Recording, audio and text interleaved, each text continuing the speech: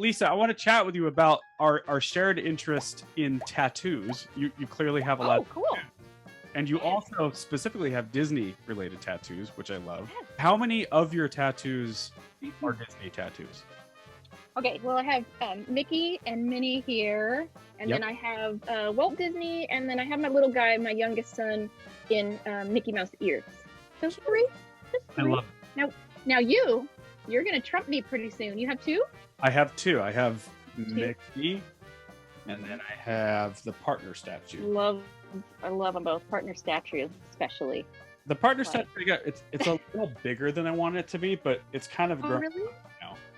now. Now it just kind of stands out. I like it. Yeah, I forced my artist, Steve Wimmer, amazing portrait artist in San Diego, to do these portraits this small. He felt very, very uncomfortable. He labeled it as like a micro portrait and really, really didn't want to go this small. But I didn't need like my whole arm from my elbow to my shoulder to be Walt Disney. I wanted to add some other stuff.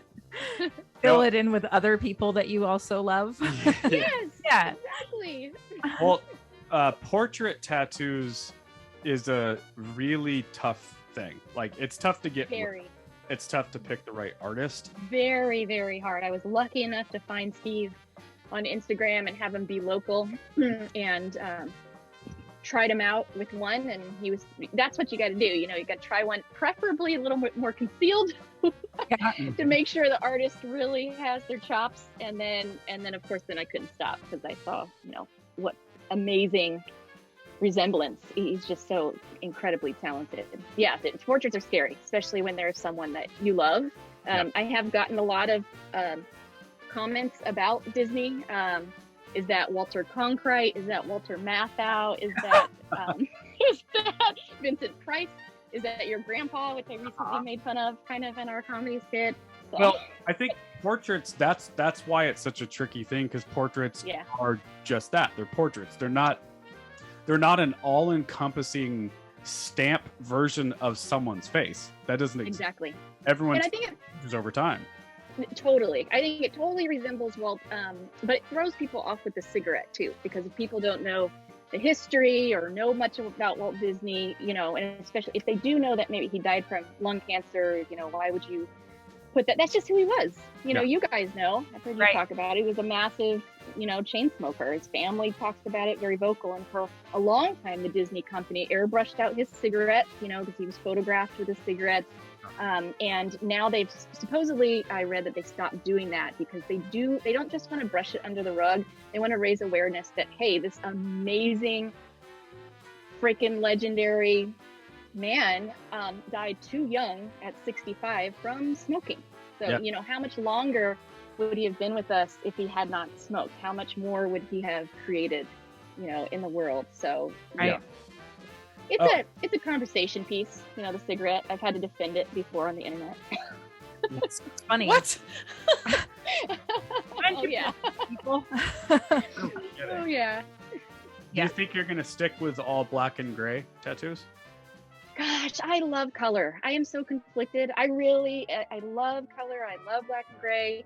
I love the idea of doing like color traditional American on one arm and then like, black and gray on the other. So I was just thinking about making an appointment pretty soon here and even maybe documenting it for a video. I really want to, I've always wanted to do the floating candelabra, really one of the first main effects you see in your dune buggy at the Haunted Mansion. And I've been wanting that for a while, but I am definitely open to color. Ryan has that big, huge color one on his leg, but black and gray is a lot easier to sit for than color. Not speaking personally, but black and gray, there's so much skin. I mean, look at this. This is all skin coming through. Right. Color is like, it's packed. Like you don't see any skin coming through these tattoos. It's just packed solid. Like, right. I don't know. You have some color.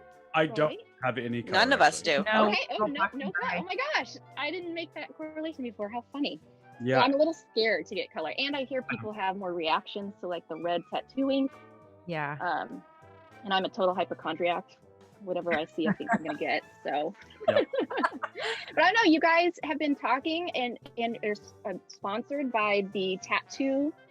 Yeah, Mad Rabbit. Cream. Mhm. Insert Yeah. commercial here.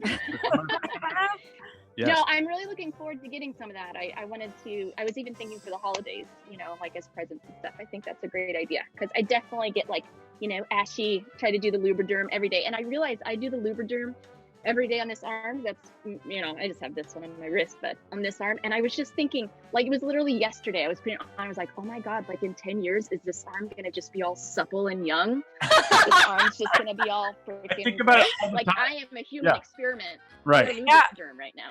I do the same thing, and I slather that Mad Rabbit stuff on myself all day at work. Like I put it on because I love the smell of it too. Totally. I bought a 3-pack, and I had to first give my husband first dibs because 2 of them smelled a little girly, but he's wrong. They all smell great. He took the cucumber one. He loves it, and it doesn't smell like cucumber melon like the crap from Bath and Body Works. Oh, nice. It smells I didn't know there was different scents. For those who don't know or don't follow the Walt's Chili Bowl Instagram, it even says in the bio in some capacity that you guys cover Disney tattoos. Mm-hmm.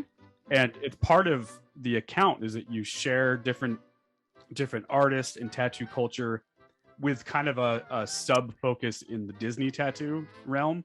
And which, by the way, I think you're really good at curating the good and bad ones because let's all face it. I mean, I have 2 Disney tattoos, and anytime someone says Disney tattoo, I kind of cringe because there's so many bad ones.